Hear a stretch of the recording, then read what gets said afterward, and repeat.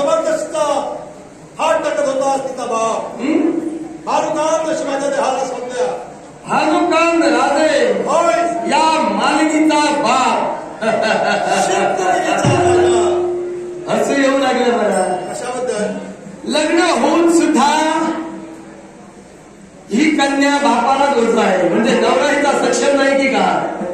तिचा नवरा सक्षम आहे आणि जर तिचा नवरा जर सक्षम असता तर या वेळेला तिचा नवरा मला अपेक्षित होता तिचे प्राण वाचवायला. पण बापाला म्हणून मला हसू आलं. ती माहेरी आली आणि ती माहेरी आहे म्हणून तिला विचार नको. जे काय विचार असेल ते मला विचार. पण एवढं हीन कृत्य तुझ्यासारखा एक राजा असून करतो का? हे दुर्दैव. दुर्दैव अर्थात राजा कुणाला म्हटला जातो? परस्त्री माते समान परधर्म मला समान या तत्वावर वागतो तो राजा. मग राजा हा जर का परस्त्री माते समान करत परकन्या भगिनी समान होय याच विचारानं राजानं राहायला हवं. होय मान्य आहे मला. पण जरा याच्या पलीकडे जर जाऊन जरा विचार केला तर असा जर का त्या राजानं विचार केला काय म्हणून तर राजानं आपल्या वासना विकल्या की काय? वासिते राजाला सुद्धा वासना निर्माण होते, भावना आहे. मग त्या भावना पूर्ण करण्यासाठी कुठल्या ना कुठल्या स्त्रीचा त्याला वापर तर करावाच लागेल. मग आई आणि बहिणी म्हणून त्याचा उपयोग काय? जगात प्रत्येक नर म्हणून जन्माला आले त्याला भावना आहे. याचा अर्थ तो लोकांच्या पिसाटलेल्या माणसाप्रमाणे किंवा पिसाटलेल्या जनावरांप्रमाणे फिरत नाही. त्या स्वतः लग्न करतो आणि आपल्या मनातील इच्छा पूर्ण करतो. त्याचप्रमाणे जगातील प्रत्येक स्त्री, आता तू म्हटलास जगात लग्न झालेली प्रत्येक स्त्री तिला आई बहिणीला समानच त्याला मानायला हवंय आणि त्यालाच राजा मानला जातो.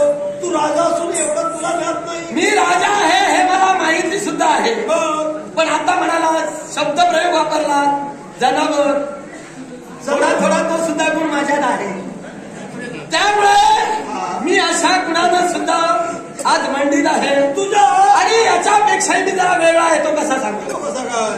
दैत्य गुरु शुक्राचार्यांनी आपल्या शिष्यांना दानवांना शुक्रनीती सांगितली. दैत्यगुरु शुक्राचार्यांनी शुक्रनीती सांगितली. त्यातील तिसरी शुक्रनीती म्हणजे जो या जगाच्या पाठीवर बलाढ्य पराक्रमी असेल, जो पराक्रमानं मंडित असेल आणि जर का त्याच्या भावना त्याच्या वासना जर का त्याला पूर्ण करायच्या असेल आणि अशी जर का संधी त्याच्या डोळ्यासमोर आली आणि त्या संधीचं जर का त्यानं सोनं केलं नाही तर ते त्याचे पराक्रम हे मातीमोल आहे. मग शुक्र नीतीला त्या अनुसरून माझे पराक्रम मला मातीमोल करायचे नाही. कारण ब्राह्मणात एक शब्द आहे या म्हणण्याप्रमाणे शुक्र नीती योग्य आहे. संधी आली तर याचा अर्थ ज्याची इच्छा असताना स्वमनानंतर घडविणे नव्हे. आता माझी भावना आहे, माझी वासना आहे, तिची इच्छा नसली म्हणताय ना, माझी इच्छा आहे ना. हे एका व्यक्तीवर अवलंबून असतं. त्याचबरोबर या भावना तुझ्या आगला त्याच्याशिवाय नवऱ्याची बायको आहे. बायको म्हणजे ती प्रतिबंध गणना केली जाते आणि तिच्यावर पापी भावना पाहणं म्हणजे हा अन्याय अधर्म आहे, अत्याचार आहे. राजा तुमच्या म्हणण्याप्रमाणे मी माझ्या भावनांना आगच लावली असतो. पण काय माहितीये का, आपल्यामुळे दुसऱ्याचा बळी जाईल ना. आता भावना विवश होऊन मी हिला जबरदस्तीनं मिठीत घेईन. आता मी जर आग लागली मला माझ्या भावनांना तर ही तुमची कन्या जळून मारणार नाही त्या तुझ्या. आणि म्हणून तिचा सुद्धा जीव म्हणून मी माझ्या भावनांना तशी आग लावणार. तुझ्या या शब्दानं मला दुर्दैव वाटलं.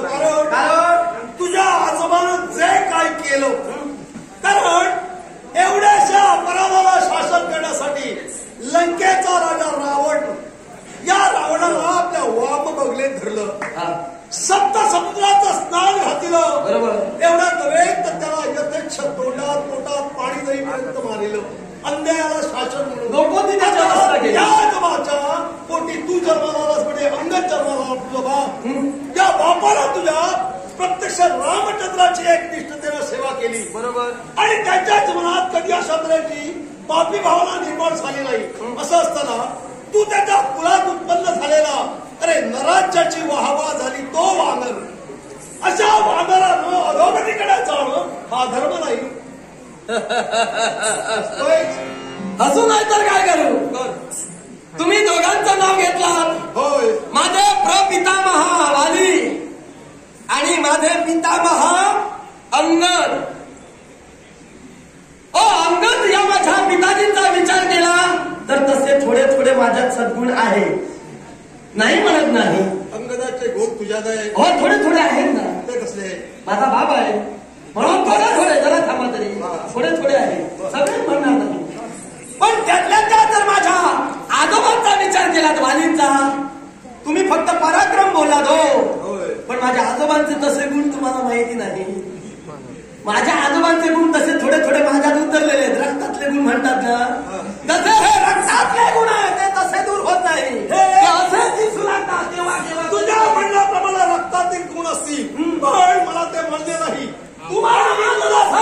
तू जर माझ्या पोरीच्या पल्लवाला हात ठेवण्याचा प्रयत्न केला, याद राहत शेवटी मला शास्ता म्हणून तुझ्यासमोर ठोसा लागेल. मग माझा प्रतिस्पर्धी म्हणून जर का उभा राहून मला प्रतिकार करण्यासाठी तुमची तयारी असेल तर याला प्रतिकार करण्यासाठी मी मात्र नामांना फेकणार आहे. आता बोलल्याप्रमाणे वालीचा पौत्र आहे,